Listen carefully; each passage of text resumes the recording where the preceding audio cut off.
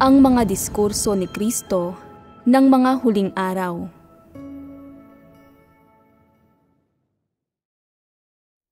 Sa paglutas lamang sa mga kuro-kuro ng isang tao, siya makakapagsimula sa tamang landas ng pananampalataya sa Diyos. 3.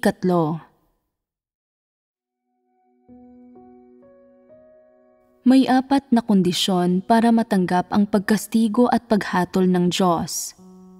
Hustong pagganap sa tungkulin, pagkakaroon ng mentalidad ng pagpapasakop, pagiging matapat, at pagkakaroon ng isang nagsisising puso.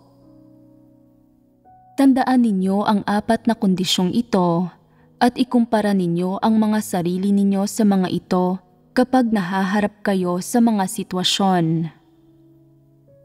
Kung ang isang sitwasyon ay kinasasangkutan ng pagpapasakop, isagawa ninyo ang pagpapasakop. Hinihingi ng salita ng Diyos sa mga tao na magkaroon ng mapagpasakop na saloobin. Kung ikukumpara mo ang sarili mo sa mga salita ng Diyos at makikita mong may malaking pagkakaiba, ano ang dapat mong gawin? Gawin mo ang sinasabi ng Diyos. Sumunod ka sa mga salita ng Diyos nang hindi nagsusuri o nakikipagtalo. Kung susubukan mong makipagtalo, masusuklam ang Diyos sa iyo. Anong gagawin mo kapag nasuklam ang Diyos sa iyo? May isang pamamaraang makakaayos nito. Iyon ay ang baguhin mo agad ang landas mo. Huwag mong saktan ang puso ng Diyos dahil sa isang maliit na usapin at pagkatapos ay patuloy na saktan ang puso ng Diyos at baliwalain siya. Walang halaga ang mga tao. Kung babaliwalain mo ang Diyos, hindi ka na niya gugustuhin pa. Anong gagawin mo kapag binaliwala ka ng Diyos at ayaw na niya sa iyo? Sabihin mo, magbabago ako ng landas. Huwag mo akong abandonahin, O Diyos. Hindi ko kakayanin kung wala ka. Pero walang silbi ang pagsasabi lang nito. Hindi kailangan ng Diyos ang pambobola mo. Titingnan niya ang saloobin mo, ang pagsasagawa mo, ang landas na tatahakin mo pagkatapos nito at ang pagganap mo. Huwag mong akalaing ordinaryong tao ang Diyos na maaantig mo gamit ang ilang pambobola. Hindi ganoon ang Diyos. Tinitingnan niya ang saloobin mo.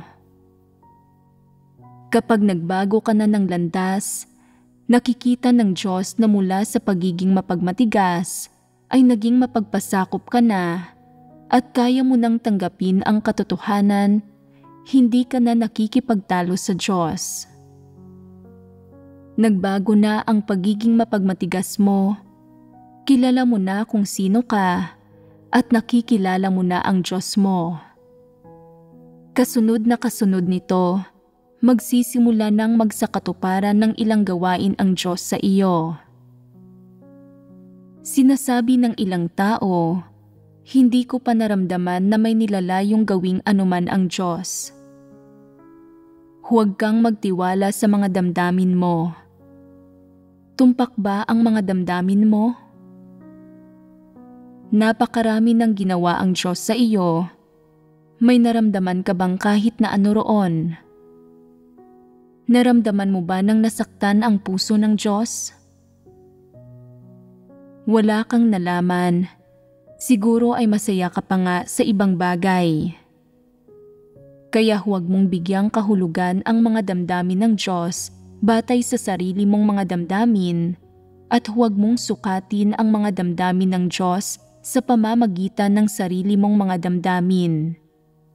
Hindi ito uubra. Kung binabaliwala ka ng Diyos at wala kang nararamdaman at wala kang natatanggap na kaliwanagan o pagtanggap, anong dapat mong gawin? Tandaan mo ang isang bagay na ito. Dapat mong patuloy na tuparin ang mga responsibilidad at tungkuling dapat tuparin ng isang nilikha at dapat ka pa ring magsalita ng matapat gaya ng nararapat mong gawin. Huwag ka nang bumalik sa dati mong mga kasinungalingan dahil lang sa binabaliwala ka ng Diyos o ayaw ka na ng Diyos. Huwag ka nang magsalita ngayon na gaya noong dati. Kung gagawin mo ito, tapos ka na talaga. Ito ay pakikipagtalo at pagsalungat sa Diyos. Dapat mong panatilihin ang tungkulin mo at dapat kang magpasakop gaya ng nararapat. Ano ang pakinabang dito? Kapag nakita ng Diyos na nagbago ka na ng landas, lalambot ang puso niya at unti-unting mawawala ang puot at galit niya sa iyo.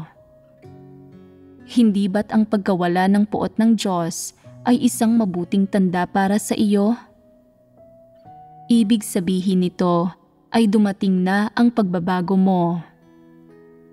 Kapag tumigil ka na sa pamumuhay batay sa mga damdamin, tumigil na sa pagtatangkang obserbahan ang mga ekspresyon ng Diyos, at tumigil na sa magagarbong paghingi sa Diyos para ipaalam ang kanyang posisyon, kundi sa halip ay nabubuhay ka na ayon sa mga salitang binigkas ng Diyos, ayon sa mga tungkulin at prinsipyo ng pagsasagawa na ipinagkatiwala sa iyo ng Diyos, at ayon sa landas na sinabi ng Diyos na isagawa at tahakin mo.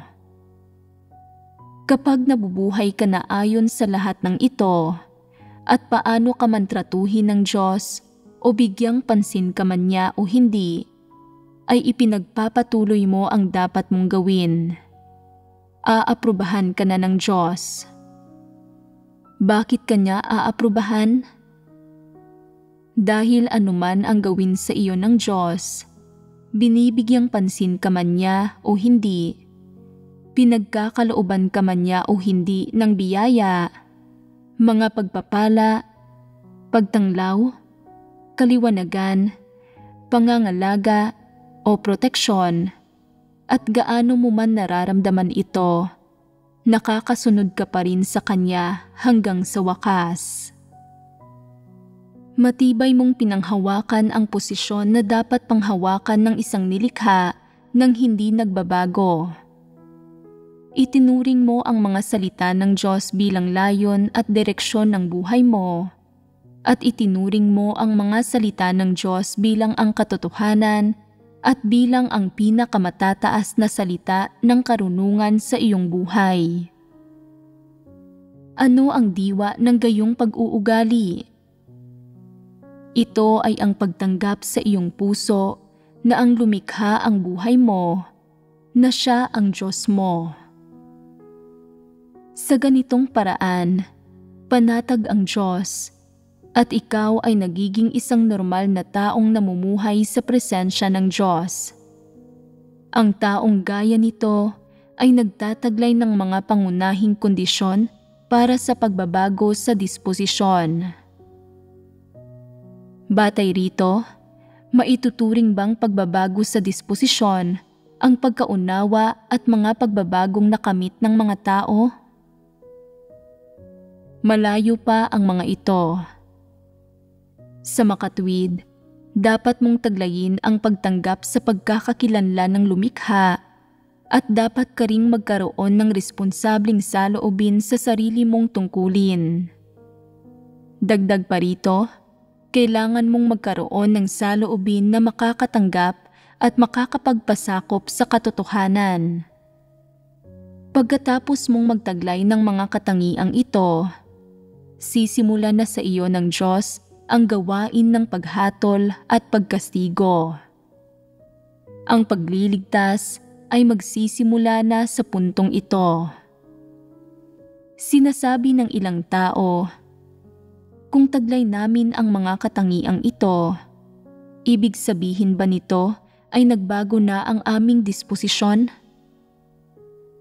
Kung malaki na ang ipinagbago, ano pa ang hahatulan at kakastiguhin ng Diyos? Ano ang hinahatulan at kinakastigo ng Diyos? Ito ay ang kalikasang diwa ng mga tao na siyang ang kanilang tiwaling disposisyon. Kung taglay ng isang tao ang 4 na kondisyong ito at matutugunan niya ang mga iyon, aling aspekto ng kanyang tiwaling disposisyon ang ganap nang nagbago? Wala sa mga iyon. Mayroon lamang bahagyang pagbabago sa pag-uugali, pero hindi pa sapat iyon. Wala pang naging mahalagang pagbabago. Ibig sabihin, bago simulan ng Diyos ang kanyang gawain ng paghatol at pagkastigo sa iyo, palaging magiging panlabas lang at mababaw ang pagkakakilala mo sa iyong sarili. Hindi nito mapapantayan ang iyong tiwaling diwa. Malayo ito roon, malaki talaga ang agwat nito. Sa makatwid, bago simulan ng Diyos ang kanyang gawain ng paghatol at pagkastigo, gaano ka man kabuti, kataos-puso, kamasunurin sa panuntunan sa akala mo, o gaano man ka mapagpasakop sa tingin mo ang saloobin mo, dapat mong malaman ang isang bagay. Hindi pa formal na nagsisimulang magbago ang disposisyon mo. Ang mga paraan mo ng pagsasagawa at ang mga diskarte mo ay nagpapahiwatig lamang ng pagbabago sa pag-uugali at bumubuo sa pangunahing pagkatao na dapat taglayin ng isang taong ililigtas ng Diyos. Ang pagiging matapat, ang pagpapasakop, ang abilidad na magbago ng landas, ang katapatan, ito ang mga bagay na dapat umiiral sa pagkatao ng isang tao. Siyempre, kasama rin dito ang konsensya at katwiran. Dapat taglay mo ang mga katangiang ito bago isakatuparan ng Diyos ang kanyang gawain ng paghatol at pagkastigo. Kapag ang isang tao ay mayroon na ng 4 na kondisyong ito, hustong pagganap sa tungkulin, isang mapagpasakop na mentalidad, pagiging matapat, at isang nagsisising puso, sisimulan na ng Diyos sa taong iyon ang kanyang gawain ng paghatol at pagkastigo. Ngayon, dapat ay may ilang konsepto na kayo sa inyong isipan sa kung paano partikular na isinasakatuparan ng Diyos ang gawain ng paghatol at pagkastigo sa mga tao.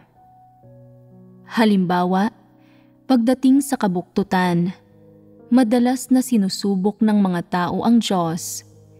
Hindi maipaliwanag ang kagustuhan nilang siyasatin siya at nagkakaroon sila ng mga paghihinala, pagdududa at katanungan tungkol sa mga salita ng Diyos. Naghahaka-haka sila sa kung ano ba talaga ang saloobin ng Diyos sa mga tao. Gusto nila palaging malaman ito. Hindi ba't buktot ito?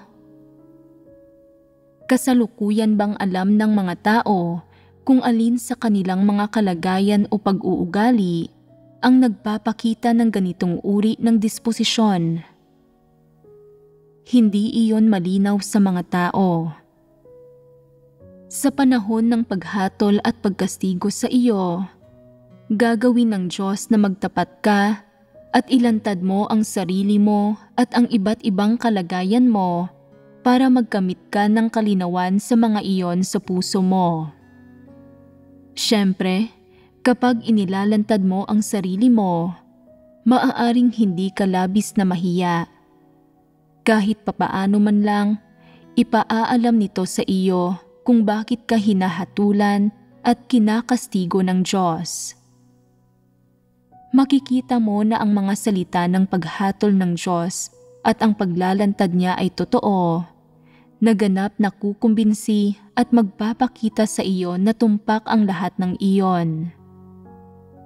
Pagkatapos, magiging malinaw sa iyo na ang lahat ng ito ay umiiral sa iyo.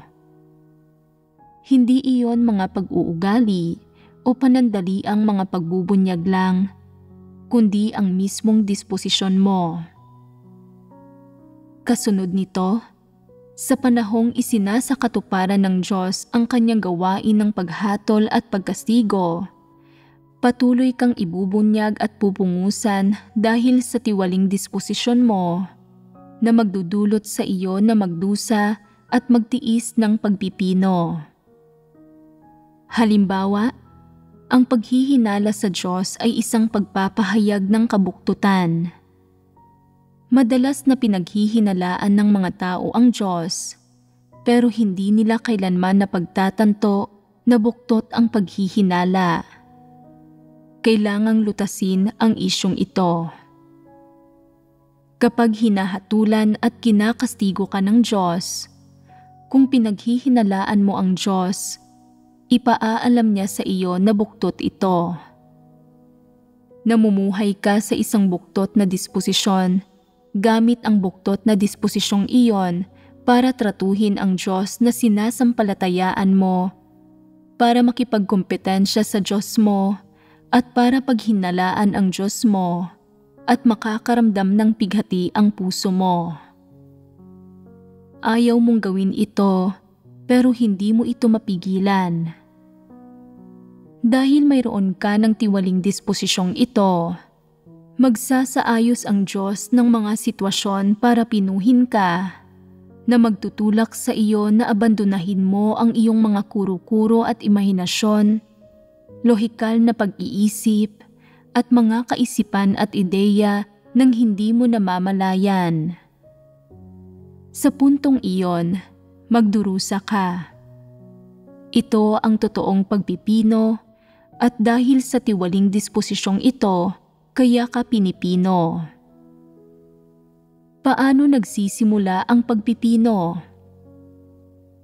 Kung sa tingin mo ay hindi ito isang tiwaling disposisyon, kung naniniwala kang wala kang mga gayong pagpapamalas o kalagayan, at hindi ka ganoong uri ng tao, at kung sa tingin mo ay hindi nananahan sa loob mo ang aspektong ito ng tiwaling disposisyon, kapag hinatulan ka ng Diyos, mapipino ka ba?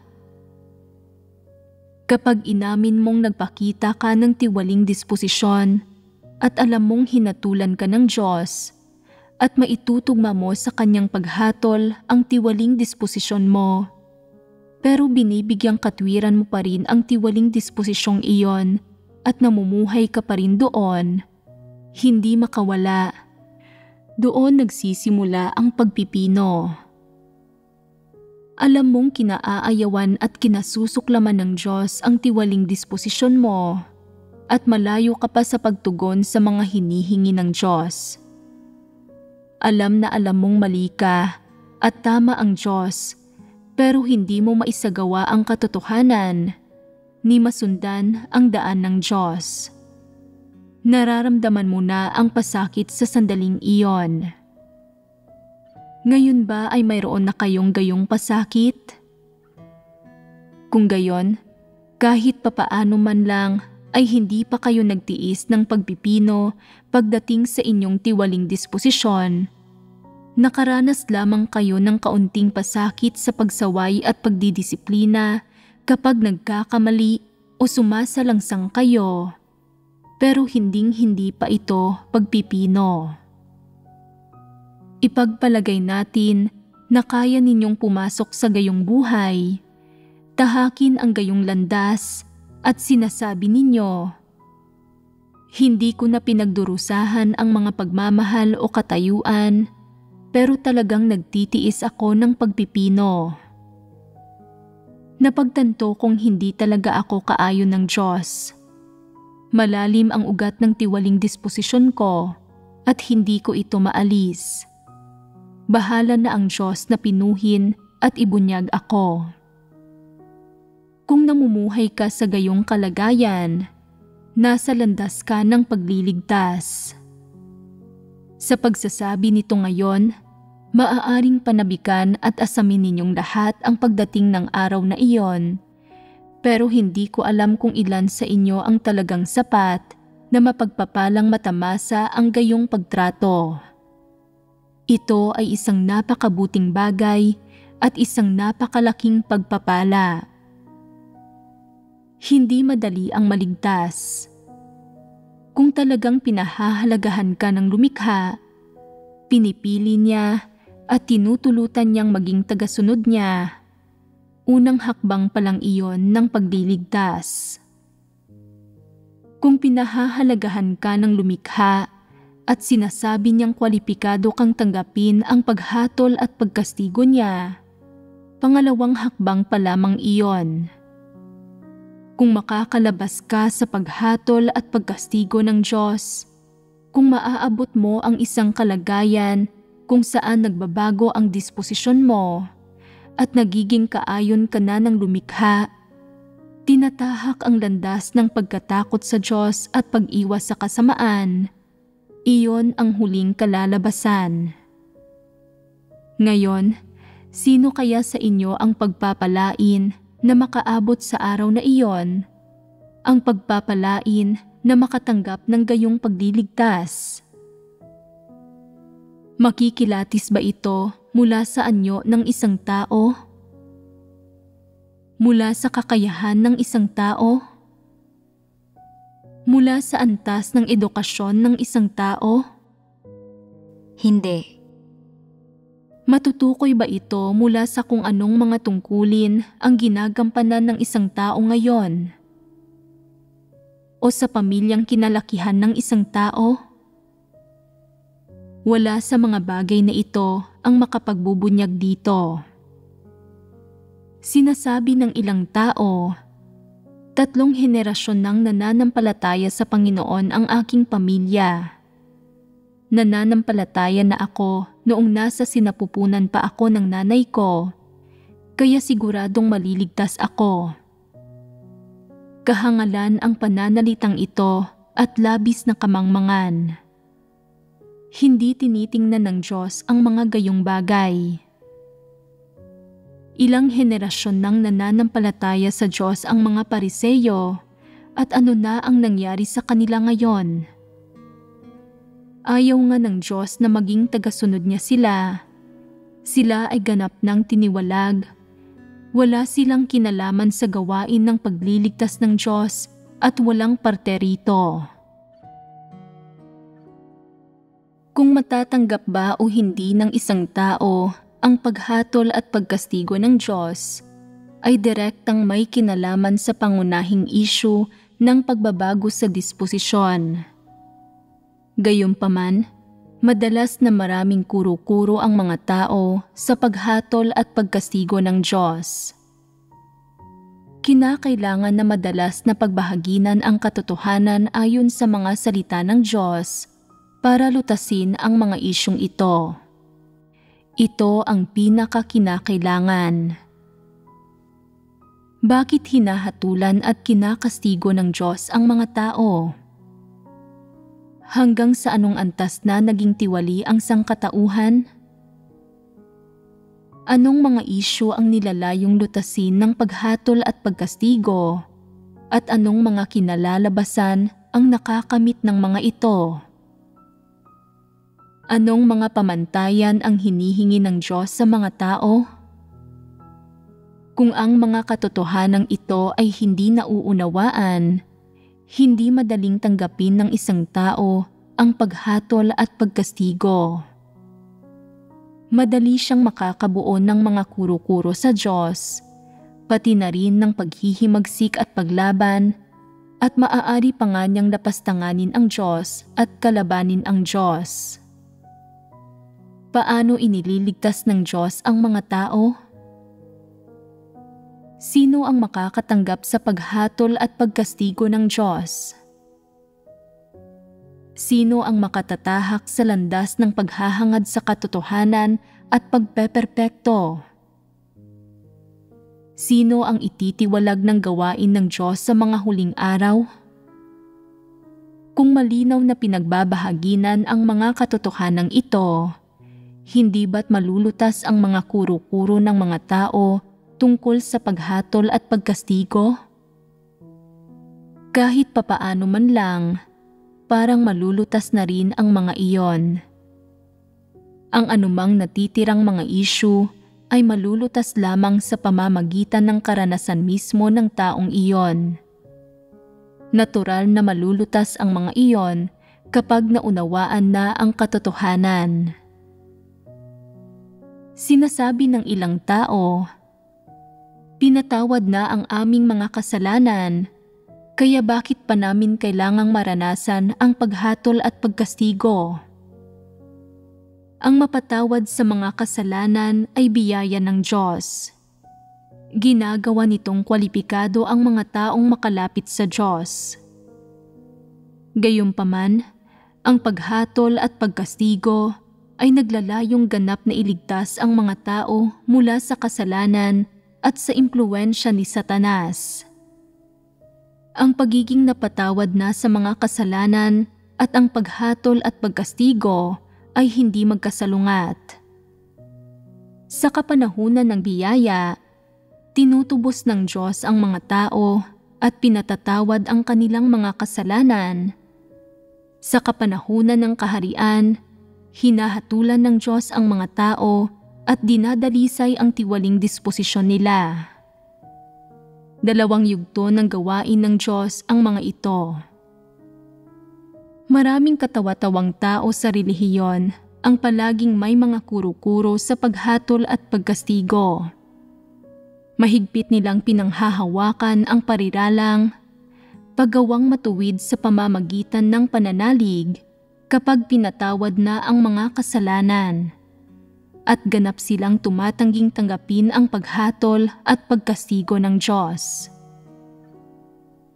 Dapat bang makipagtalo sa mga gayong tao? Kung may makaharap kayong gayong mga tao, at kung kaya nilang tanggapin ang mga salita ng Diyos at ang katotohanan, pwede ninyong ibahagi sa kanila ang katotohanan at basahin ang mga salita ng Diyos sa kanila.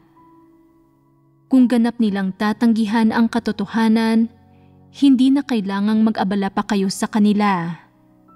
Siguradong hindi sila ang mga tatanggap ng pagliligtas ng Diyos. Inililigtas lamang ng Diyos ang mga kayang tanggapin ang kanyang mga salita at ang katotohanan. Para sa mga talagang hindi kayang tanggapin ang mga salita ng Diyos at ang katotohanan, talagang hindi sila ililigtas ng Diyos. Ang mga kayang tanggapin ang katotohanan ay madaling malulutas ang kanilang mga kuro-kuro, gaano man karami ang mayroon sila. Kailangan lamang nilang basahin pa ang mga salita ng Diyos at hanapin pa ang katotohanan. Ang mga taong kayang tanggapin ang katotohanan ay ang mga may pagkatao at may konsensya at katwiran. Bago tanggapin ng mga tao ang paghatol at pagkastigo ng Diyos, makakabuo sila ng maraming kuro-kuro at maraming maling kaisipan, pati na rin ilang negatibong kalagayan. Ang pinakakaraniwang negatibong kalagayan ay, "Ginugol ko na ang sarili ko para sa Diyos at ginampanan ang aking mga tungkulin. Dapat akong protektahan at pagpalain ng Diyos sa lahat ng bagay. Bakit may mga dumating na kalamidad sa akin?" Ito ang pinakakaraniwang kalagayan. Mayroon pang isang klase ng kalagayan. Kapag nakita niya ang iba na namumuhay sa magagandang kalagayan at nasisiyahan, samantalang siya ay nabubuhay sa kagipitan at kahirapan, nagrereklamo siya sa pagiging hindi matuwid ng Diyos. Pwede pa ngang nakikita niya ang iba na nagkakamit ng mas magagandang resulta sa pagganap nila ng kanilang tungkulin at naiinggit at nagiging negatibo siya. Negatibo rin siya kung nagkakasundo at nagkakaisa ang ibang mga pamilya, kung mas mataas ang kakayahan ng iba kaysa sa kanya, kung nakakapagod ang tungkulin niya, o kung hindi nangyayari ang gusto niya. Sa madaling salita, Sa anumang sitwasyong hindi naaayon sa kanyang mga kuro-kuro at imahinasyon, nagiging negatibo siya. Kung ang taong ito ay may ilang kakayahan at kayang tanggapin ang katotohanan, dapat siyang tulungan. Basta't nauunawaan niya ang katotohanan, madaling malulutas ang isyu ng pagiging negatibo niya. Kung hindi niya hahanapin ang katotohanan at mananatili siyang negatibo, na laging nagkikimkim ng mga kuro-kuro sa Diyos, isasantabi siya ng Diyos at babaliwalain siya dahil ang banal na espiritu ay hindi gumagawa ng mga walang kwentang gawain. Masyadong matigas ang ulo ng mga gayong tao. Hindi nila tinatanggap ang katotohanan. Palagi silang may mga kuro-kuro tungkol sa Diyos at palaging may mga pansariling hinihingi. Sobrang wala itong katinuan at dahil dito ay hindi sila tinatablan ng katwiran. Nauunawaan nila ang katotohanan pero hindi nila ito tinatanggap. Hindi ba't para itong sadyang pagkakasala? Kaya, hindi sila pinapansin ng Diyos. Sinasabi ng ilang tao, madalas akong negatibo at binabaliwala ako ng Diyos. Ibig sabihin nito ay hindi ako minamahal ng Diyos. Katawa-tawa ang gayong pahayag. Alam mo ba kung sino ang minamahal ng Diyos? Alam mo ba kung paano na ipamamalas ang pagmamahal ng Diyos? Alam mo ba kung sino ang hindi minamahal ng Diyos at kung sino ang dinidisiplina ng Diyos? May mga prinsipyo ang pagmamahal ng Diyos. Hindi ito katulad ng iniisip ng mga tao na palaging pagtitiis sa mga tao at pagpapakita ng awa at biyaya sa mga tao, na pagliligtas sa lahat maging sino man sila, na pagpapatawad sa lahat anumang kasalanan ang nagawa nila, at sa huli ay pagdadala sa lahat sa kaharian ng Diyos nang walang eksepsyon. Hindi ba't mga kuro-kuro at imahinasyon lamang ito ng mga tao? Kung nagkagayon, hindi na kailangan pa ng Diyos na gawin ang gawain ng paghatol. May mga prinsipyo kung paano pinakikitunguhan ng Diyos ang mga taong madalas na negatibo. Kapag palaging negatibo ang mga tao, may problema rito.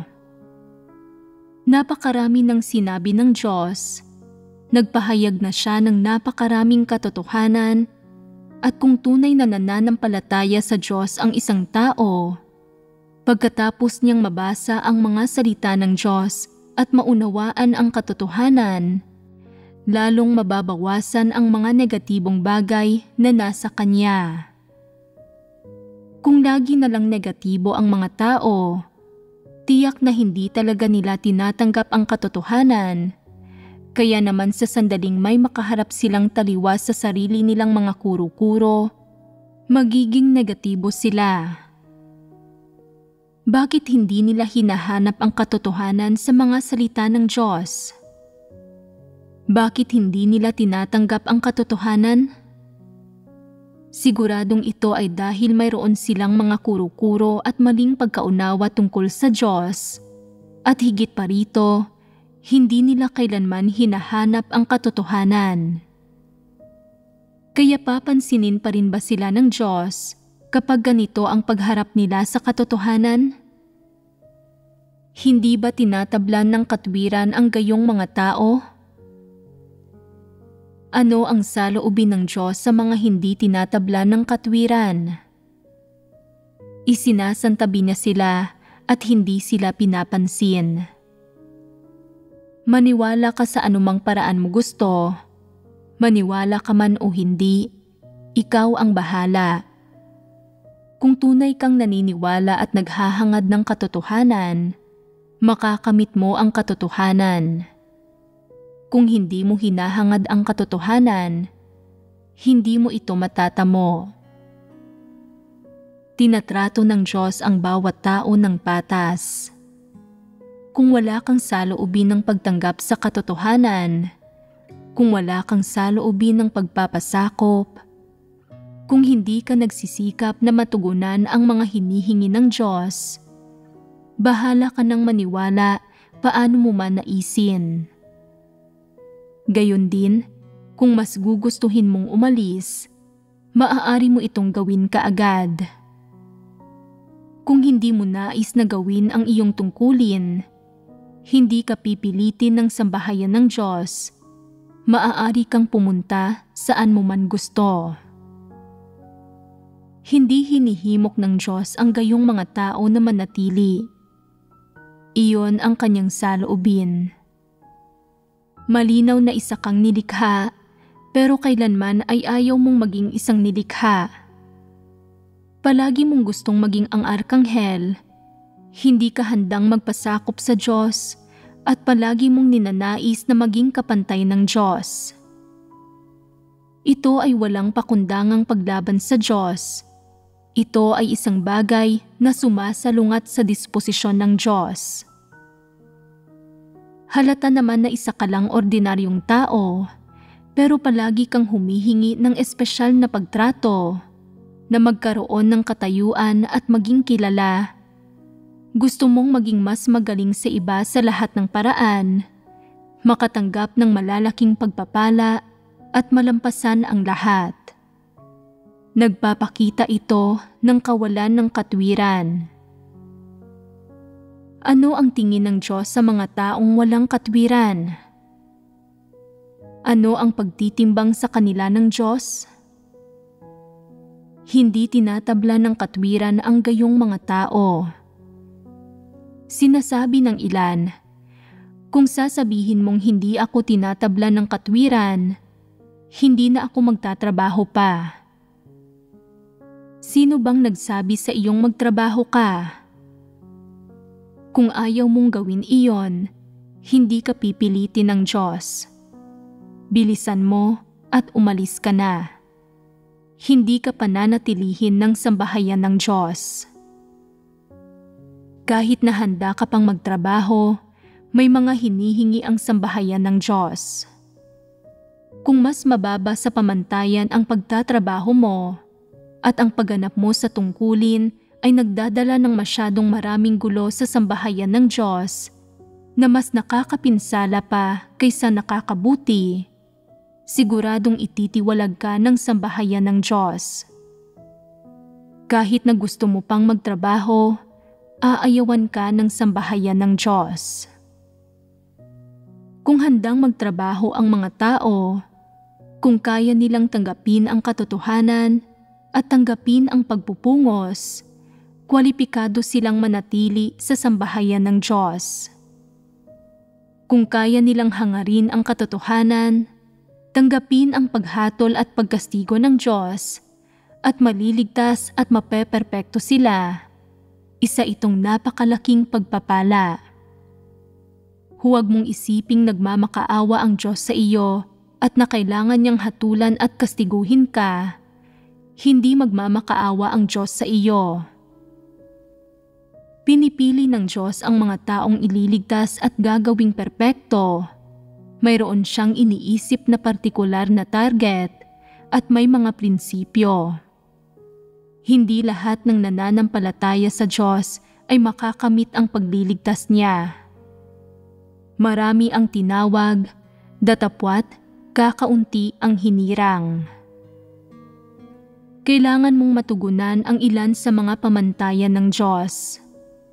Pagganap ng husto sa tungkulin mo, pagkakaroon ng mapagpasakop na mentalidad, pagiging matapat, at pagtataglay ng nagsisising puso. At saka lamang formal na sisimula ng Diyos na hatulan at kastiguhin ka, dalisayin ka, at gawin kang perpekto. Sinasabi ng ilan, ang pagdanas ng paghatol at pagkastigo ay nangangahulugan ng pagdurusa. Bagamat totoong magdurusa ka, Kailangan mong maging kwalipikado para doon. Kung hindi ka kwalipikado, ni hindi ka angkop na magdusa. Sa tingin mo ba ay ganoon lang kasimple ang gawain ng Diyos at ang pagpeperpekto niya sa mga tao? Ang mga tumatangging tanggapin ang paghatol at pagkastigo o ang tinatakasan ang paghatol at pagkastigo, sa huli ay pananagutin sila sa kanilang mga kilos. Sino man ang isang tao o anuman ang saloobin niya sa Diyos, kung ang saloobing ito ay hindi naaayon sa hinihingi ng Diyos, hindi makikialam ang Diyos at hahayaan lang siya. Ang mga salita ng Diyos ay naririyang lahat. Kung kaya mong gawin ang sinasabi niya, gawin mo iyon. Kung handa kang gawin iyon, gawin mo. Kung ayaw mong gawin iyon o hindi mo kayang gawin iyon, hindi ka pipilitin ng Diyos. Sa tingin mo ba ay magmamakaawa ang Diyos sa iyo? Sa tingin mo ba ay didisiplinahin ka ng Diyos? Sigurado, hinding-hindi iyon gagawin ng Diyos. Sasabihin ng Diyos, kung ayaw mong tanggapin ang katotohanan, kung tutol ka sa paghatol at pagkastigo ng Diyos, walang problema. Natamasa mo naman na ang ilang biyaya, kaya magmadali kang bumalik sa mundo. Bilisan mo at umalis ka na. Hindi ka pipilitin.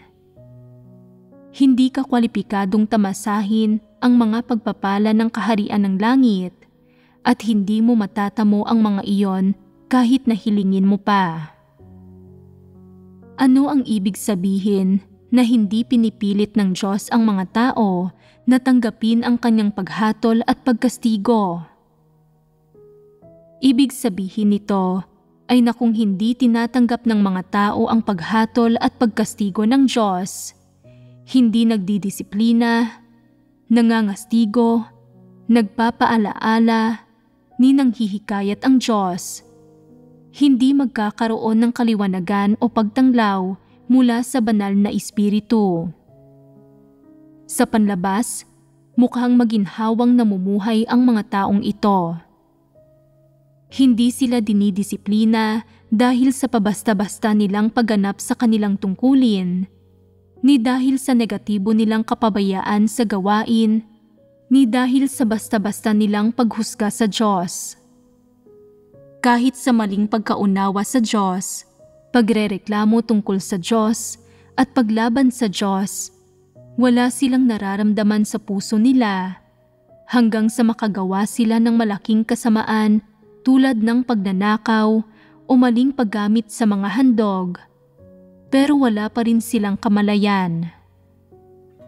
Ang mga taong gumagawa ng gayong napakasasamang bagay ay nagpapatuloy sa loob ng maraming taon nang hindi pinagninilayan ang kanilang mga sarili, nang wala ni katiting na pagsisisi, nang walang anumang premonisyon kung ano ba ang magiging kaparusahan o kalalabasan. Ang isang normal na tao ay dapat magkaroon ng kahit anong uri ng premonisyon, pero wala siyang ganoon dahil walang anumang ginagawa ang Diyos sa kanya. Ang kawalang aksyon ng Diyos ay isang klase ng saloobin. Ano ang kinakatawan nito? Naiisip ba ninyo kung ano ang iniisip ng Diyos sa puso niya? Lubusan na niyang sinukuan ang gayong mga tao. Bakit sinusukuan ng Diyos ang gayong mga tao? Kinamumuhian niya ang gayong mga tao. Mas makabuluhan pa sa kanila ang isang balahibo, ang isang langgam, hindi sila kabanggit-banggit at napagpasyahan na ang kalalabasan nila. Isang araw, kapag sinabi ng gayong tao na, "Gusto kong maging isang nilikha ng Diyos, tinatanggap kita bilang aking Panginoon, aking Diyos." Gugustuhin ba siya ng Diyos? Hindi. Sinasabi ng ilan, pinagsisisihan ko iyon, bumabalik na ako ngayon. Masyado na bang huli para sa kanila? Huling-huli na. Dahil ang kalikasan nila ay sa dyablo at hindi na kailanman magbabago, hindi inililigtas ng Diyos ang gayong mga tao. Gaano man sila magsisi, gaano man sila kaawa-awang mag-iiyak, kaya ba nilang magbago? Kaya ba talaga nilang magsisi? Hinding-hindi. Kaya, hinahangad mo man o hindi ang katotohanan, basta tunay kang nananampalataya sa Diyos, dapat mong maunawaan ang mga atas administratibo ng sambahayan ng Diyos. Hinding-hindi pwede na may mga balak ka sa mga handog sa Diyos, kahit ang pag-isipang nakawin o gamitin ang mga iyon ay hindi katanggap-tanggap. Sa sandaling gawin mo iyon, magdadala ka ng matinding kalamidad na makakaapekto sa kalalabasan mo. Kapag natukoy na ang kalalabasan mo, wala nang saysay na alalahanin mo ang sinabi ng Diyos o ang mga hinihingi ng Diyos at namang hinayang. Masyado nang huli ang lahat. Sa ngayon, hindi pa natatapos ang gawain ng Diyos, pero ang kalalabasan ng ilang tao ay natukoy na. Hindi pa inilahad ng Diyos ang bagay na ito, ni sinabi kanino man. Iniisip pa rin ng mga taong ito na ayos naman sila. Nagsasayang pa rin sila ng oras nila. Kahit na malapit na ang kamatayan, ganap pa rin silang walang kamalay-malay. Isang pangkat sila ng mga taong naguguluhan at walang silbi. Magpapatuloy ako sa 2 pang kaso. Tinalakay sa unang kaso ang isang lalaki, samantalang ang 2 pangunahing tauhan naman sa mga kasong ito ay 2 babaeng lider. Kapag narinig ang katawagang ito, agad na mauunawaan ng isang tao na ang mga katayuan nila ay hindi mababa, pero ang mga taong may gayong katayuan ay pwede pa ring makagawa ng malalaking kasamaan. Ang isa sa mga babaeng ito ay may mga kasunduan sa isang walang pananampalataya na ang negosyo ay nasa bingit na ng pagbagsak dahil sa kakulangan sa kapital. Dahil naglilingkod ang babaeng ito bilang leader sa iglesia at may kontrol siya sa pananalapi, nanghiram sa kanya ng pera ang walang pananampalataya. Mag-isang nagpasya ang babaeng ito na ipautang ang 100,000 yuan nang hindi kumukonsulta sa itaas. Ang pera ng mga tao ay pwedeng ipautang, pero ang pera ng Diyos ay isang handog at ang sino mang nakikialam sa handog sa Diyos ay dapat na parusahan. Pribado niyang nilustay ang mga handog at hindi ito maliit na halaga. Kasunod ng paglulustay na ito, umaksyon ang iglesia laban sa kanya, hininging magtrabaho siya para maibalik ang pera. Ganito ito pinamahalaan ng iglesia. Isa itong pamamaraan ng tao. Naibalik niya ang pera at sa panlabas ay mukha siyang may disenteng saloobin. Ipinahihiwatig ba nito na nagbago na siya? Hindi. Ang mga kilos niya ay napakamapangahas, katulad ng isang walang ingat na hangal. Ipinakikita nito ang disposisyon niya at saloobin niya sa Diyos. Magagawa kayang dalisay na maunawaan ng gayong tao ang katotohanan? Magagawa kaya niyang kumilos ng may katwiran? Nangahas siyang pakialaman ang mga handog sa Diyos, na ituring ito na sarili niyang pera. Dahil walang tagubilin ang Diyos kung paano ilaan ang mga pondo, o pahayag na hindi ito dapat pakialaman, Ang babaeng ito ay walang mga prinsipyo ni mga limitasyon sa puso niya. Naniwala siya na bilang isang leader, may karapatan siyang kontrolin ang perang ito at nangahas siyang lustayin ito. Pagkatapos ng paglulustay, paano ito pinamahalaan ng Diyos? Wala ngang kinailangang gawin ang Diyos. Pinarusahan na ng iglesia ang babae. Dahil lamang sa daan-daang libong yuan na ito, ay natukoy na ang kalalabasan niya. Tinanggal at isinantabi na siya ng Diyos magpakailanman. Bakit ito gagawin ng Diyos? Kinakatawan nito ang puot ng Diyos.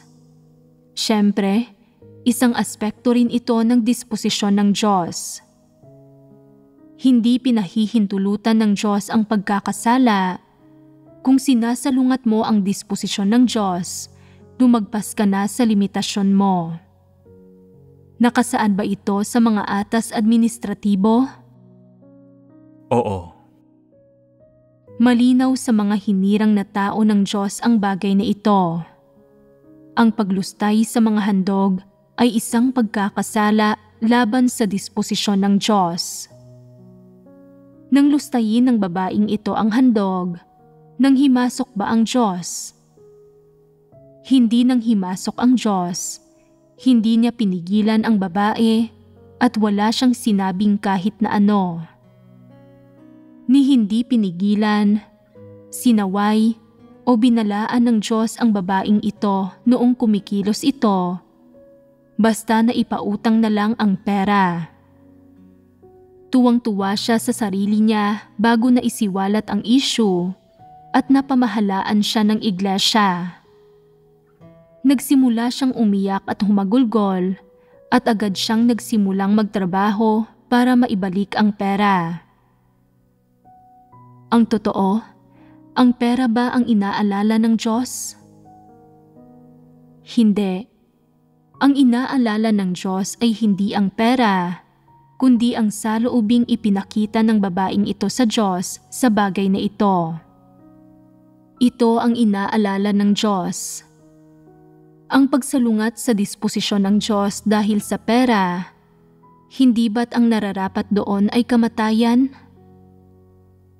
Ang tawag dito ay pagtatamo ng kung anong nararapat sa iyo. Kung medyo negatibo o mahina ka, o minsan ay hindi ka dalisay habang ginagampanan mo ang iyong tungkulin, o minsan ay nasa posisyon ka na may katayuan at nagpapasasa ka sa mga pakinabang nito, nakikita ito ng Diyos bilang pagpapakita ng isang tiwaling disposisyon. Pero kapag pinakialaman mo ang mga handog sa Diyos nang hindi ka kumukonsulta sa Kanya o ginamit mo ito ng mali nang walang pahintulot niya, anong klaseng problema iyon? Ito ay pagnanakaw sa mga handog. At anong klaseng disposisyon ang ipinahihiwatig nito? Iyon ay disposisyon ng Arkanghel, disposisyon ni Satanas. Hindi ba't pagkakanulo ang pagnanakaw sa mga handog sa Diyos? Ano ang ginawa ni Satanas na itinuring ng Diyos na pagkakanulo? Hinangad nitong maging Diyos. Tungkol naman sa babaeng tinatalakay natin, gusto niyang kontrolin ang mga handog sa Diyos. Ano ang akala niya sa sarili niya? Akala niyang siya ang Diyos. Mismo, nakita niya ang sarili niya bilang Diyos at doon siya nagkamali.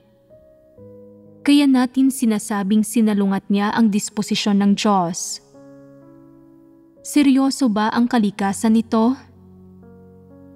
Tumpak ba ang paglalarawan natin? Wala na siyang kalalabasan. Wala siyang kalalabasan. Mukhang ganoon na nga. Pagdating naman sa pakahulugan ng Diyos, pagdating sa mga kaparusahang mararanasan niya kalaunan, mga usapin ito sa hinaharap. Ito ang istorya ng unang babae. Talagang mapangahas siya. Kaya niyang linlangin ang mga nasa itaas at ibaba niya. Walang ingat siyang kumilos ng walang pagsasaalang-alang sa mga kahihinatnan. Kapwa siya mangmang at walang pakundangan. Nagtaglay ba siya ng ni katiting na pagpapasakop o pagnanais na maghanap? Gusto niyang kontrolin ang mga handog sa Diyos, ang mga pag-aari ng Diyos, nang walang pahintulot ni numan at nang hindi tinatalakay o ibinabahagi ang usapin kanino man. Sinarili niyang pamahalaan ang bagay na ito at ito ang mga kinahinatnan. Maaaring sabihin ng ilan, ang paggalaw lang ba sa mga handog sa Diyos ay pagsalungat na sa disposisyon niya? Ganoon ba iyon? Hindi. May mga prinsipyo ang iglesia sa paglalaan sa mga handog sa Diyos at kung kikilos ka ayon sa mga prinsipyong iyon, hindi manghihimasok ang Diyos. Kung may mga prinsipyo ka na, pero hindi mo sinusunod ang mga iyon, kundi ikinigiit mong kumilos ng walang ingat at gawin ang mga bagay-bagay sa sarili mong pamamaraan at mag-isang pamahalaan ang mga bagay na ito, sinasalungat mo ang disposisyon ng Diyos. Iyan ang istorya ng unang babae. Ang istorya tungkol sa ikalawang babaeng lider ay may kinalaman din sa mga handog. Ganito ang nangyari. Bumili ang iglesia ng isang bahay para maging sambahan na nangangailangang ayusin. Kasama sa pagpapaayos sa bahay ang pagdedesenyo at pagbili ng mga materyales na kailangan ng pera.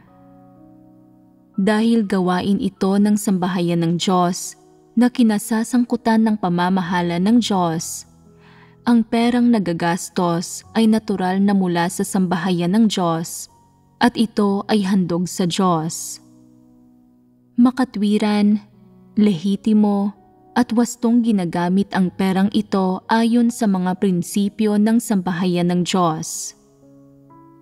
Nang panahong iyon, lider ang babaeng ito at siya ang responsable para sa proyektong ito.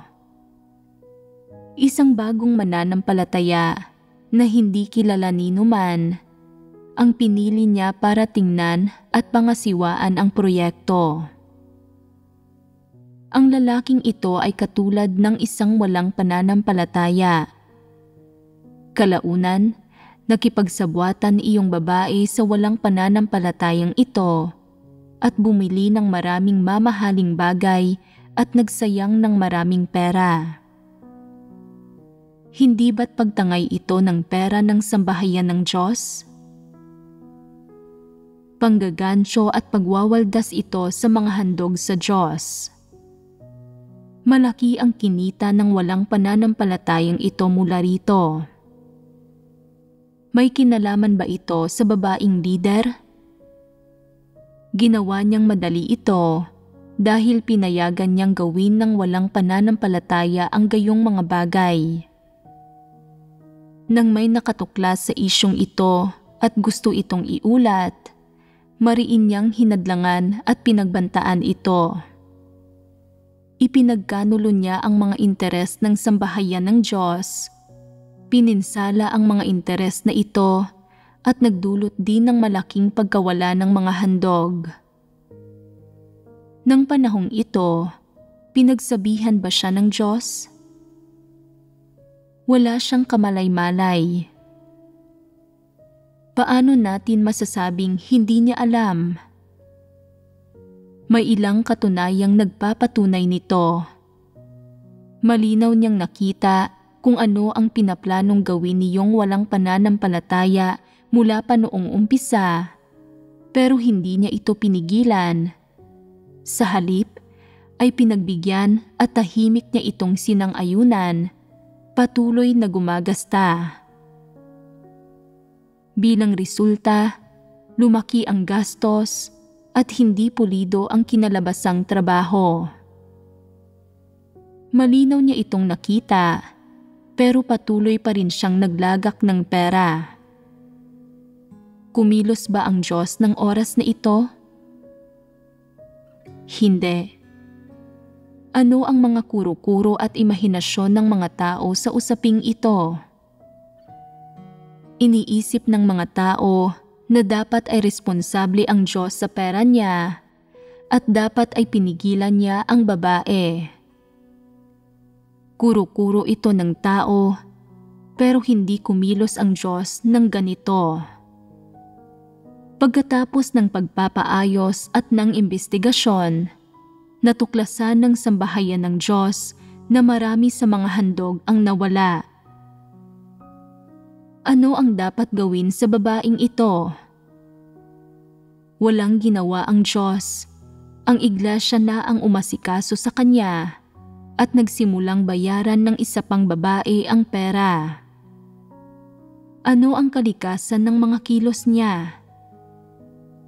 Bilang isang leader, hindi lamang siya naging iresponsable at nabigong suriin ang paggastos sa mga handog, kundi nakipagsabwatan pa siya sa tagalabas para linlangin ang sambahayan ng Diyos at nakawin ang mga handog sa Diyos.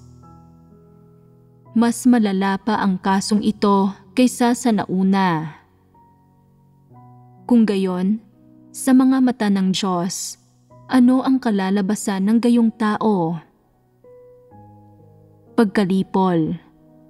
Kung parurusahan ba siya o hindi, ay usapin na para sa hinaharap. Maaaring isang araw ay ilagay ng Diyos ang gayong tao sa tirahan ng masasamang espiritu at ng maruruming demonyo. Lilipulin sa buhay na ito ang pisikal na katawan ng babaeng ito at durumihan at lalapastanganin ng maruruming demonyo at masasamang espiritu ang kaluluwa niya. Tungkol naman sa susunod na buhay, napakalayo na niyon para pag-usapan pa. Ito ang kalalabasan. Bakit pinamamahalaan ng Diyos ang gayong tao sa ganitong paraan? Dahil sinalungat nito ang disposisyon ng Diyos. Dahil nasalungat nito ang disposisyon ng Diyos, magagawa pa rin ba siyang mahalin ng Diyos? Wala nang natitirang pagmamahal, ni awa, ni mapagmahal na kabaitan, puot na lamang. Kapag binabanggit ang mga pagkilos niya, kinamumuhian at kinasusuklaman siya ng Diyos. Bakit siya kinasusuklaman ng Diyos hanggang sa antas na ito? Dahil sadya siyang gumawa ng mga kasalanan kahit na alam niya ang totoong daan. Bukod sa wala ng handog para sa kasalanan para sa kanya, kailangan pa niyang harapin ang kaparusahan ng puot ng Diyos. Walang kalalabasan, destinasyon o pagkakataong maligtas, wala siya ni isa sa mga ito. Ito ang ibig sabihin ng pagsalungat sa disposisyon ng Diyos. Ito ang nangyayari kapag sinalungat ng isang tao ang disposisyon ng Diyos. Sabihin ninyo sa akin, madali bang salungatin ang disposisyon ng Diyos? Sa realidad, walang ganoon karaming pagkakataon, ni ganoon karaming sitwasyon kung saan pwedeng mangyari ito. Kakaunti lang ang mga pagkakataon, maliit ang posibilidad. Pero bakit nagagawa pa rin ng mga taong salungatin ang disposisyon ng Diyos kahit na may gayong kakaunting pagkakataon at mababang posibilidad? Parehong mahigit 20 taon nang nananampalataya sa Diyos ang dalawang babaeng ito. Nakapakinig sila ng mga sermon sa loob ng maraming taon at matagal silang nakapaglingkod bilang mga lider at manggagawa. Bakit kaya nilang gumawa ng gayong mga seryosong kamalian? Mula sa perspektiba ng pagkatao, wala silang pagkatao, konsensya at pagkamakatwiran. Mula sa perspektiba ng kanilang pananalig sa Diyos, hindi sila nagtaglay ng tunay na pananalig. Wala ang Diyos sa mga puso nila. Paano na ipamalas ang kawalan ng Diyos sa kanilang mga puso? Sa kanilang mga kilos, walang pagkaramdam ng takot, walang pamantayan. Hindi nila isinaalang-alang na, anong mangyayari sa akin pagkatapos ko itong gawin? May mga magiging epekto kaya ito? Maaaring hindi ito alam ng mga tao, pero anong mangyayari kung alam ng Diyos?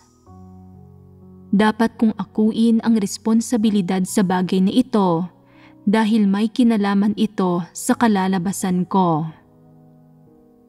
Hindi nila pinag-isipan ang mga bagay na ito. Hindi ba't problema iyon? Kung hindi nila pinag-isipan ang mga ito, may konsensya o katwiran ba sila? Wala. Kaya, nagawa nilang salungatin ang disposisyon ng Diyos. Nagawa nilang makagawa ng gayon kalalaking kamalian. Kung ang isang tao ay may normal na pag-iisip ng tao, magkakaroon siya ng ganitong mentalidad. Kapag may nangungutang ng pera, pag-iisipan niya. Mangungutang ng pera? Pera ito ng Diyos. Kung ipauutang ko ang pera ng Diyos para lang makakuha ng sandaling respeto, paano kung hindi nila ito mabayaran? Paano ko ibabalik ang perang ito? Kahit kaya ko pa, anong klaseng pag-uugali ang ipautang ang perang ito? Pwede bang basta-bastang pakialaman ang pera ng Diyos? Hindi ito pwedeng basta-basta na lang pakialaman. Kung pakikialaman ko ito, ano ang magiging kalikasan ng pagkilos na ito? Isa sa alang-alang niya ang mga bagay na ito at hindi ipauutang ang pera ng basta-basta dahil lamang may nakiusap. Kung hindi niya isinasaalang-alang ito o kahit pa ginagawa niya iyon pero hindi niya isinaalang-alang ang mga kahihinatnan, ano ang sinasabi niyon tungkol sa pananaw niya sa Diyos? Paano siya nananampalataya? Hindi talaga niya kinikilala ang pag-iral ng Diyos na nakakakilabot. Dahil hindi niya kinikilala ang pag-iral ng Diyos, hindi niya kinikilala na itatakda ng Diyos ang kanyang kalalabasan at hindi niya kinikilala na pagbabayarin siya ng Diyos. Hindi siya natatakot dito, hindi siya naniniwala sa kabayaran. Sa pangkalahatan, kung may 50 hanggang 60% ng pananampalataya ang isang tao, maingat siyang kikilos at magpapakita siya ng pagpipigil. Kung may 30% siyang pananampalataya, maaaring medyo napipigilan din siya. Pero kapag nagkaroon ng pagkakataon, ay matatangay rin siya nito. O kung ang mga pagkakataon ay kakaunti o hindi pa hinog, magagawa niyang medyo pigilan at limitahan ang sarili niya. Gayunman, ang mga taong walang anumang sangkap ng pananampalataya ay mangangahas na gawin ang lahat ng uri ng masasamang bagay. Walang ingat silang kikilos ng walang pagsasaalang-alang sa mga kahihinatnan, katulad ito ng isang hayop. Sa panlabas, mukha itong tao, pero ang ginagawa nito ay hindi ang dapat gawin ng mga tao. Kahit papaano, masasabing mga hayop ang mga ito at mas malala pa rito, maaaring maruruming demonyo at masasamang espiritu ang mga ito na dumating upang gambalain at guluhin ang gawain ng Diyos, mga bihasa sa pagsabotahe sa gawain ng Diyos. Tumpak ba ang pag-uuri ng Diyos sa gayong mga tao? Ito ay lubos na tumpak. Walang mali sa ginagawa ng Diyos. Ang lahat ng ginagawa ng Diyos ay eksakto.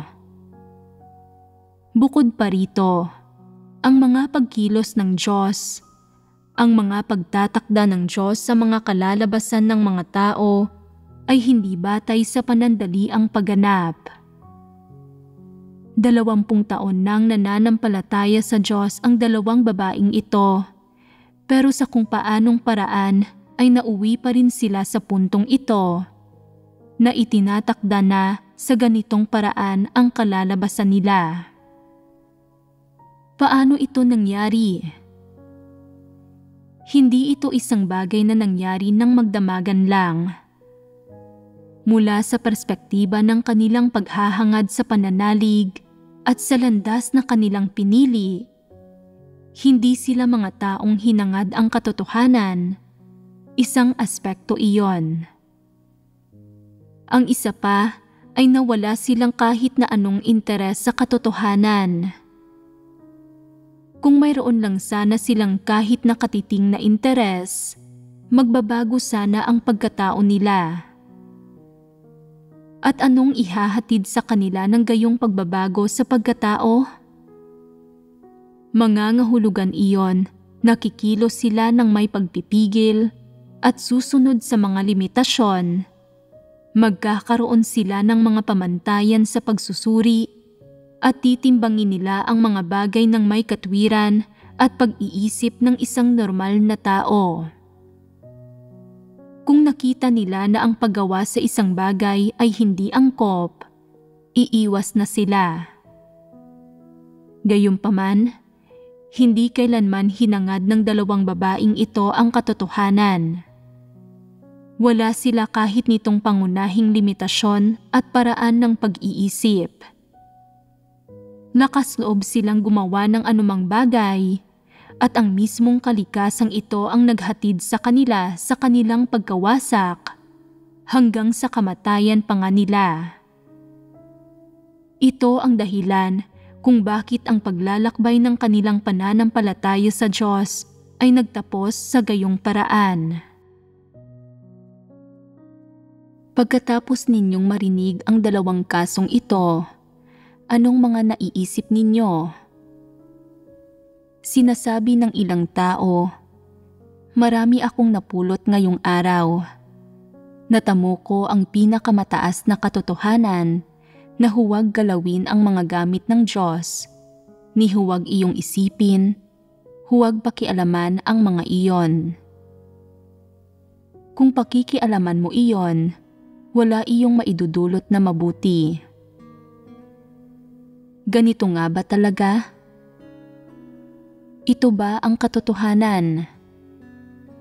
Ang mahalaga ay hindi kung pinakikialaman mo ba ang mga gamit ng Diyos, kundi kung ano ang saloobin mo sa Diyos sa iyong puso. Kung natatakot ka sa Diyos at may pakiramdam ka ng pangamba sa Kanya, totoo kang naniniwala sa pag-iral niya at totoo mong isinasaalang-alang ang iyong kalalabasan, may mga bagay na hindi mo gagawin ni hindi mo nga iisipin ang mga iyon. Kaya, hindi ka sasailalim sa ganitong uri ng tukso. Hinding-hindi iyon mangyayari sa iyo. Kapaki-pakinabang ba ang sindak? Walang silbi ang pagkasindak. Ano ang ginawa ng Diyos habang ginagawa ng 2 babaeng ito ang mga bagay na iyon? Hinayaan ng Diyos na mangyari ang mga bagay-bagay. Inilagay niya ang 2 diablong ito, ang 2 hindi taong ito na ang puso ay hindi man lang natatakot sa Diyos, sa tukso ni Satanas, para ganap silang mabunyag at malipol. Hindi ba't ito ang saloobin ng Diyos? Ito ang matuwid na disposisyon ng Diyos at hindi ito dapat baliwalain.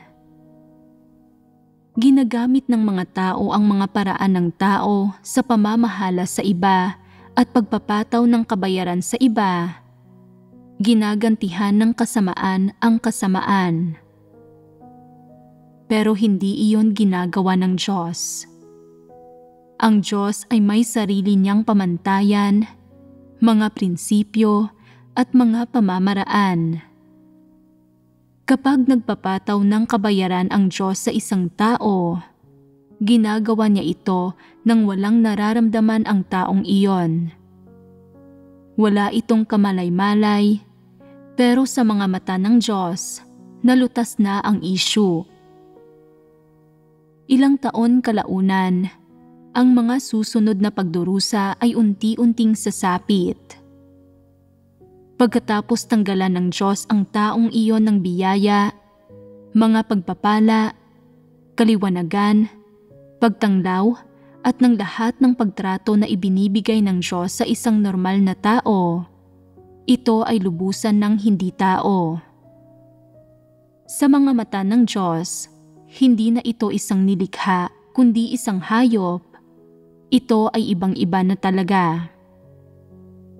Sinasabi ng Diyos, pinasisikat niya ang kanyang araw sa masasama at sa mabubuti. Mabubuti o masasamang tao ba ang mga ito? Parehong hindi. Sa mga mata ng Diyos, sa mga talaan niya, tinanggal na ang mga ganitong uri ng tao. Wala na sila, hindi sila mga tao. Ano ang kahulugan ng hindi tao? Mga halimaw, mga hayop na nakadamit ng tao. Siguro ay naiinggit pa sa mga ito ang iba. Sinasabing, nagtatrabaho at kumikita sila sa labas, namumuhay kasama ng walang pananampalataya. Mas maginhawa ang buhay nila kaysa sa pagdurusa sa iglesia, sa pagganap ng tungkulin mula bukang liwayway hanggang takip silim. Sinasabi ko sa iyo, hindi pa dumarating ang mga araw ng pagdurusa nila. Kung kinaiinggitan mo sila, malaya kang gayahin sila. Hindi naghihigpit ang sambahayan ng Diyos. Ang pagdurusa ay hindi limitado sa pisikal na pasakit mula sa karamdaman. Kung ang pagdurusa sa loob ng isang tao ay umabot na sa isang antas, hindi ito maipapaliwanag gaya ng mga dagok sa isipan ng isang tao, lalo na kapag isinailalim sa parusa ng Diyos. Mas malala pa ito sa kamatayan, mas masakit ito. Isa itong uri ng paghihirap ng isipan. Nauwi ang dalawang babaeng ito sa ganoong sitwasyon dahil sinalungat nila ang disposisyon ng Diyos sa pamamagitan ng kanilang mga walang ingat na kilos. Sa mga kuro-kuro ng mga tao, para bang anumang pagkakamali ang nagagawa ng mga tao o anuman ang ginagawa nila, basta't magagawa nilang bumalik sa Diyos para magtapat at magsisi, ay mapapatawad sila ng Diyos. Mapatutunayan nito na napakalawak ng pagmamahal ng Diyos, na talagang minamahal niya ang sangkatauhan. Ito ay kuro-kuro ng tao at ipinapakita nito na ang pagkaunawa ng mga tao sa Diyos ay puno ng napakaraming imahinasyon at napakaraming kalooban ng tao. Kung nalilimitahan ng mga kuro-kuro ng tao ang Diyos, ang mga pagkilos ng Diyos ay magiging walang prinsipyo at hindi magkakaroon ang Diyos ng anumang disposisyon. Hindi umiiral ang gayong Diyos. Dahil nga ang Diyos ay tunay na umiiral, buhay at masigla, at hindi maikakaila at tunay na tunay, kung kaya't may iba't iba siyang pagpapamalas. Nakikita ang mga pagpapamalas na ito sa kanyang iba't ibang gawa at saloobin sa mga tao, at ang mga iyon ay katibayan ng kanyang tunay na pag-iral. Sinasabi ng ilan, ang mga taong ito mismo ay walang kamalay-malay kapag pinamamahalaan sila.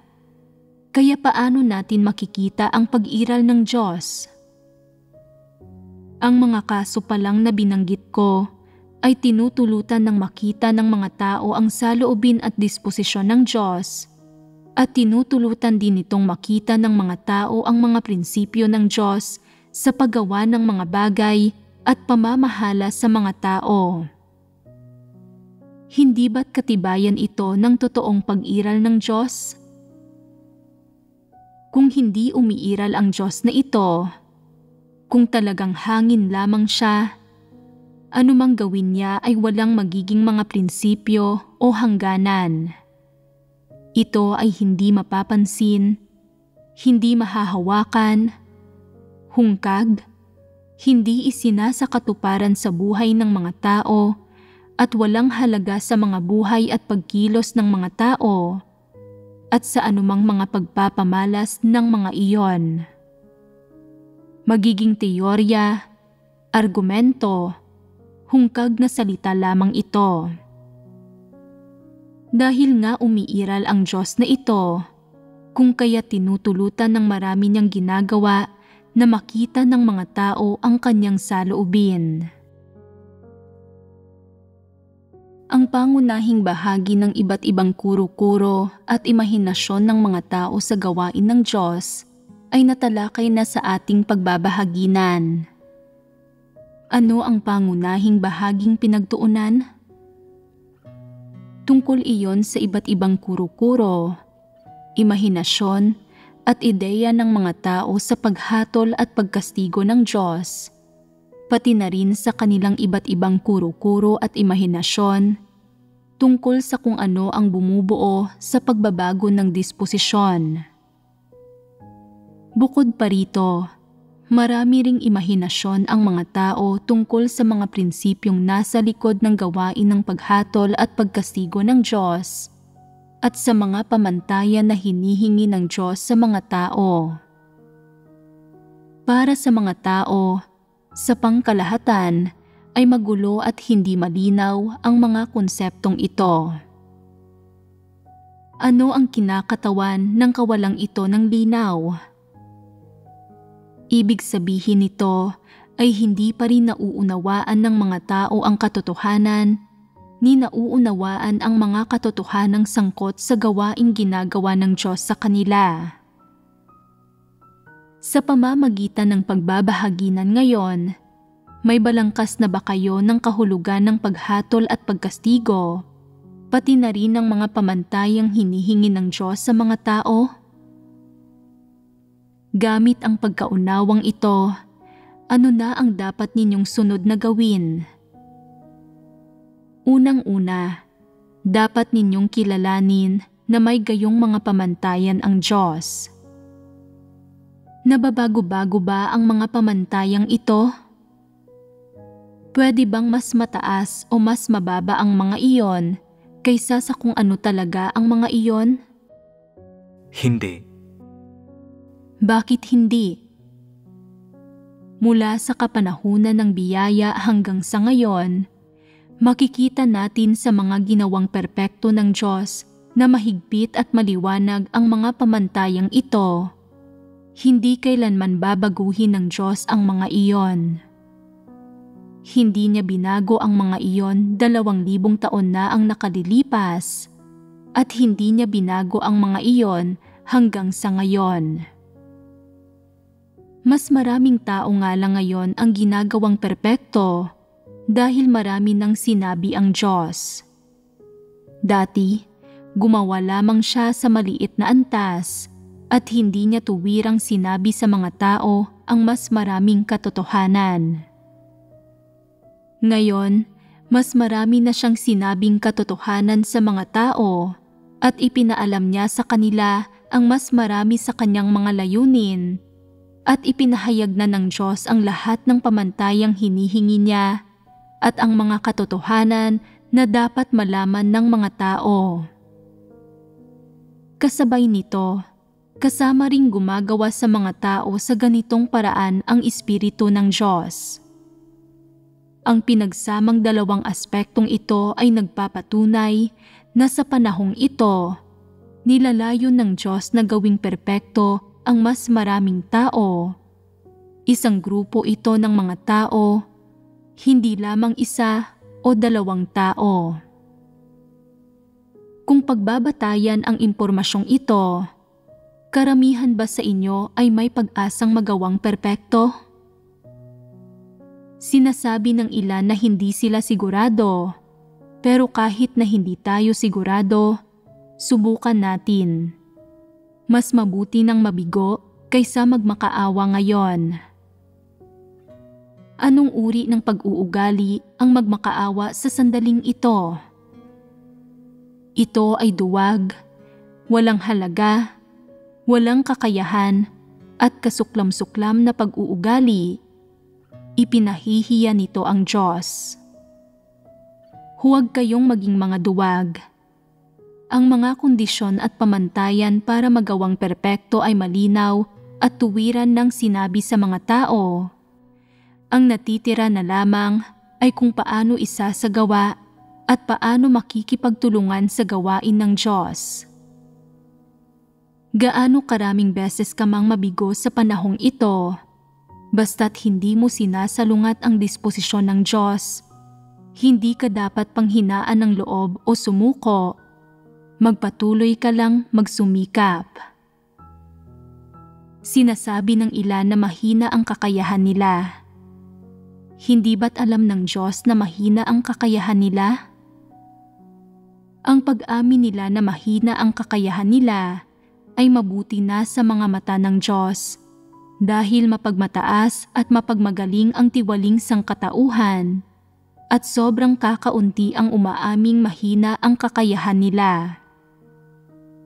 Ang pagtanggap dito ay isang mabuting bagay, isang mabuting pagpapahayag. Sinasabi ng ilan ang tungkol sa mga karanasan nila, na pagtatanto nilang mahina at masama ang pagkatao nila. Bakit ang iba ay walang ganitong pagkatanto? Ang pagtanggap sa mahina mong pagkatao, sa masama mong pagkatao, ay nagpapahiwatig na naunawaan mo ang mga salita ng Diyos at iniugnay mo ang mga iyon sa sarili mo. Ipinakikita nito na may pananalig ka sa gawain ng pagliligtas ng Diyos, na mayroon kang determinasyon at kahandaang mapalugod ang Diyos. Kahit papaano, nagawa mong aminin ang totoong pahayag na ito. Sino sa mga walang pananampalataya ang nagsasabing masama sila ngayon? Kahit kapag masama sila, sinasabi nilang mabuti sila. Sinasabi nila na ang masasama nilang gawa ay dakila at mabubuting gawa at mabuting pag-uugali, na hayagang binabaluktot ang tama at mali. Kaya, anumang mga dagok ang kaharapin mo, anuman ang mga kabiguan o pagkatisod, kailangan mong magawang makita na may pag-asa sa hinaharap. Sino ang nasa harap? Ito ay ang Diyos. Sa paggabay at pag-akay ng mga salita ng Diyos, matatahak ng mga tao ang tamang landas. Ngayon, 3 kaso ang napagbahaginan na nililinaw ang iba't ibang kuro-kuro at imahinasyon ng mga tao sa gawain ng Diyos. Naunawaan ba ninyong lahat kung ano ang ipinababatid nito? Oo. Ang kakayahan ninyong umunawa ay nagpapakita na may taglay kayong kakayahan at pangunawa para tanggapin ang katotohanan. May pag-asa na maunawaan at matamo ninyo ang katotohanan. Bakit hindi kayang ipaliwanag ng malinaw ang mga katotohanang ito sa loob lang ng 1 o 2 oras, o 2 o 3 oras? Ito ay dahil dapat munang ilatag ang maraming pangunahing nilalaman para mapag-usapan ang mga susunod na detalye. Kung hindi muna maglalatag ng kaunting batayan, hindi ninyo masusundan ang susunod na nilalaman. Kung magsasalita ako ng maikli nang walang anumang pangunahing nilalaman, mahihirapan kayong makasunod. Kaya nagsasalita ako tungkol sa ilang halimbawa. Pagkatapos ay tinatalakay ko ang mga iyon ng kapwa mula sa positibo at negatibong perspektiba para tulungan kayong maunawaan at makilatis. Malaman kung ano ba mismo ang nangyayari sa mga usaping ito at kung paano dapat dalisay na maunawaan ang mga iyon. Kung makakamit ninyo ito, hindi masasayang ang pagsasalita ko. Mula sa sandaling magsimula kang magkaroon ng ilang konsepto sa mga katotohanang ito, pagkatapos mong marinig ang mga iyon, hanggang sa puntong may masusi ka ng pagkaunawa kung saan nababatid mo mula sa kaibuturan ng puso mo kung bakit sinasabi ng Diyos ang mga bagay na ito. Kung aling bahagi ng tiwaling disposisyon mo ang nasasangkot sa mga katotohanang ito na sinabi ng Diyos, at kung bakit gustong sabihin sa iyo ng Diyos ang mga bagay na ito, isang partikular na yugto ang kinakailangan para maabot ang antas na ito ng pagkaunawa. Kailangan mong iugnay ang mga katotohanang ito sa sarili mong tiwaling disposisyon, pananalita, pag-uugali, mga kaisipan at ideya. Ibig sabihin, gamitin mo ang mga iyon sa aktwal mong sitwasyon at, nang hindi mo namamalayan, unti-unti mo nang mauunawaan at maaarok ang mga katotohanang ito. Kung hindi mo ihahambing ang mga iyon sa kaso mo mismo, kundi sa halip ay magtatala ka ngayon, babalik-aralan at sasauluhin mo ang mga iyon bukas, at pagkatapos ay ipapahayag mo ang mga iyon sa mga hindi pa kailanman narinig ang mga iyon, baka akalain mong natamo mo na ang mga iyon, pero sa totoo lang ay hindi pa.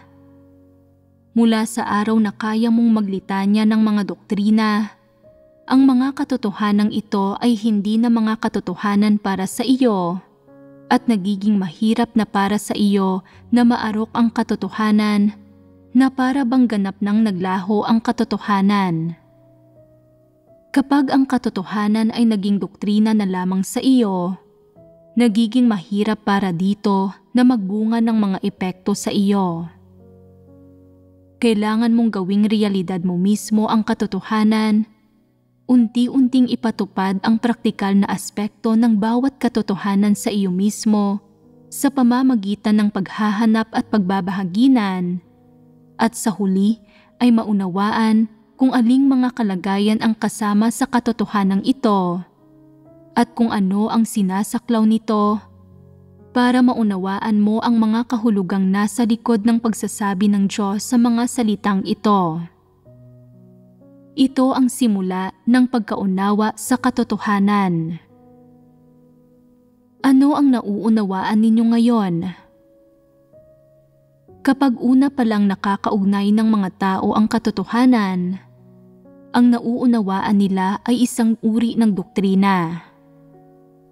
Gayunpaman, hindi simple ang pag-unawa sa doktrina. Nangangailangan din ito ng kaunting kakayahan at abilidad na makaintindi. Kinakailangan din ito na magkaroon ka ng isang tahimik at nakatuong puso para makapakinig ka sa mga sermon ng may buong atensyon. Natuklasan ko na may ilang tao na kapag nakikinig sila sa mga sermon, iniisip nila na ang sinasabi mo ay walang halaga. Ayaw kong makinig. Gusto kong makinig sa mga sermon, hindi sa mga pangyayari. Naniniwala sila na tungkol sa tama at mali ang sinasabi ko. Dahil may ganito silang pananaw, Hindi nila matanggap ang naririnig nila. Inaantok sila, hindi sila makaunawa at hindi makasunod. Ang gayong mga tao ay walang abilidad na maunawaan ang katotohanan. Wala silang kakayahan. Ang ilan na tinatawag ang mga sarili nilang espiritual ay ayaw makinig kapag naririnig nila akong nagkukwento ng mga istorya. Umiinom sila ng tubig o humihikab at laging hindi mapakali. Iniisip nila, ang mga istoryang ikinukwento mo ay tungkol sa mga bagay sa labas. Masyado itong mababaw, hindi ko ito matanggap. Dapat kang mas magsalita tungkol sa espiritual na mundo. Aakma iyon sa panlasa ko. Ito mismo ang saloobin ng ilang tao. Kapag naging leader na sila sa loob ng maraming taon, gusto nilang pag-usapan ang matatayog na sermon, malalaking teorya at mga salita ng ikatlong langit. Habang mas nagsasalita sila, mas nagiging masigasig sila. Pero kapag pag-uusapan namin ang mga usapin sa iglesia, mga praktikal na karanasan, o lalo na ang paghimay sa takbo ng isip ng tao, mababaw at nakakatamad palagi ang tingin nila rito. Anong klaseng disposisyon ito? Ang mga tao bang ito ay may katotohanang realidad? Kaya bang malutas ng gayong mga tao ang mga tunay na problema sa gawain nila? Gusto ba ninyo ang gayong mga tao? Hindi pwedeng ihiwalay mula sa realidad ang pagbabahaginan tungkol sa katotohanan. Ang mga tao bang walang interes sa realidad ay kayang mahalin ang katotohanan? Sa tingin ko ay hindi.